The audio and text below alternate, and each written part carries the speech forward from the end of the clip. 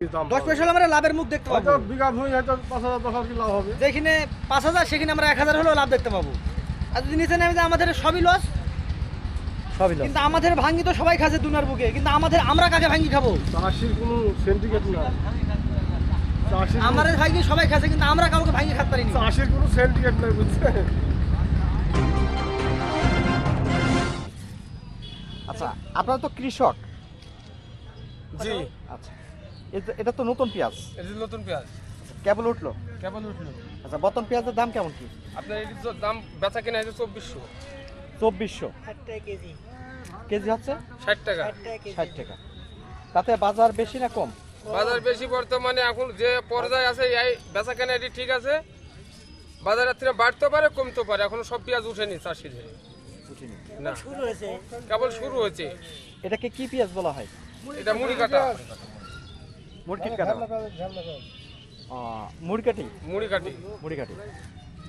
আচ্ছা, তাহলে বর্তমান যে বাজার আছে সেই বাজার অনুযায়ী যদি হয় তাহলে লাভ হবে। লাভ হবে চাষিদের। আর যদি না হয়, যদি লস হবে বাস খাবে। বাঁশও খাবে। আসলে বাস খাবে। আচ্ছা, 1 বিঘা জমিতে খরচ কেমন কি হয়? 50-60। আপনাদের কয় বিঘা আছে? আমাদের চাষি, আমাদের পেঁয়াজ নাই, আমরা এখানে কাজ করি।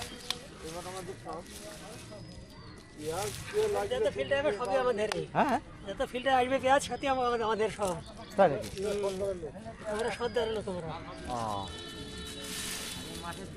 তাহলে বর্তমান যেহেতু 60 টাকা যদি হয় তাহলে তো পেঁয়াজের আবাদ করতে গেলে তো খরচ মেলা। মেলা খরচ না?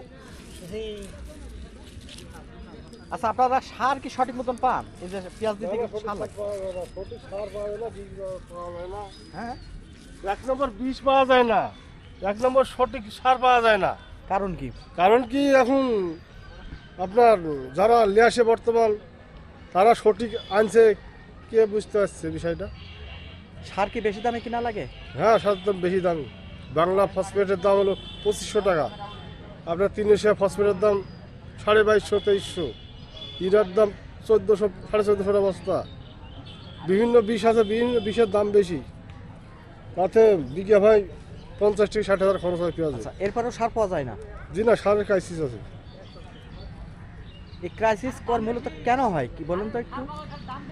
এখন আপনার ডিলার যারা আছে তারা বুঝতে পারে, আমরা তো কৃষক, আমরা তো অত তথ্য পাইনি। সার পান না, এটাই সত্য।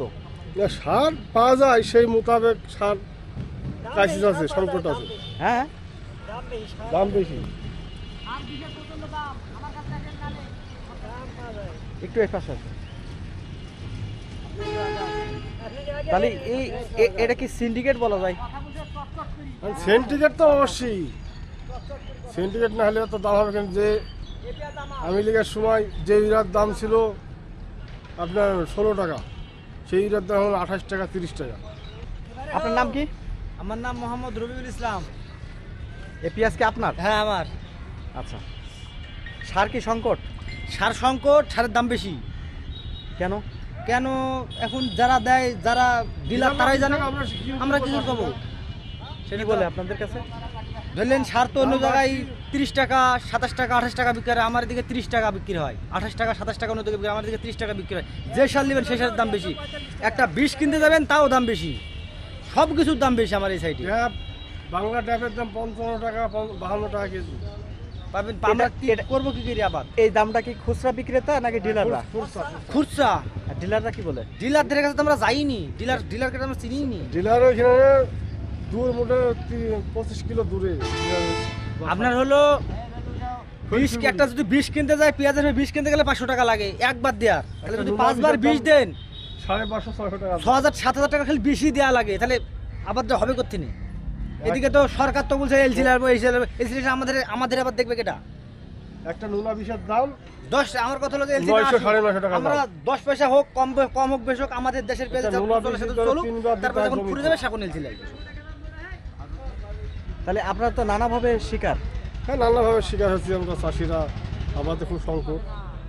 খরচা বেশি যদি পেঁয়াজের দাম যদি 80 থেকে নামে যায় তাহলে তো লস হবে। মোটামুটি 80-85 বেচলে আপনার হলো এই চাষিরা আপনার ঠিকই থাকবে 2500, 2600, 2700, 2800 তিনের মধ্যে থাকলেই মানে দুয়ের নিচে না নামলি হয়তো কিছু চাষিরা মানে হয়তোবা লাভ না হলো মানে আসলটা উঠবে, আর দুয়ের নিচে নামি গেলে চাষি একবারে শেষ।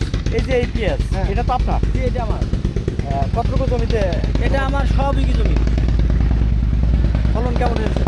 ফলন ধরলেন 100 বিঘি জমিতে মন 50 হবে।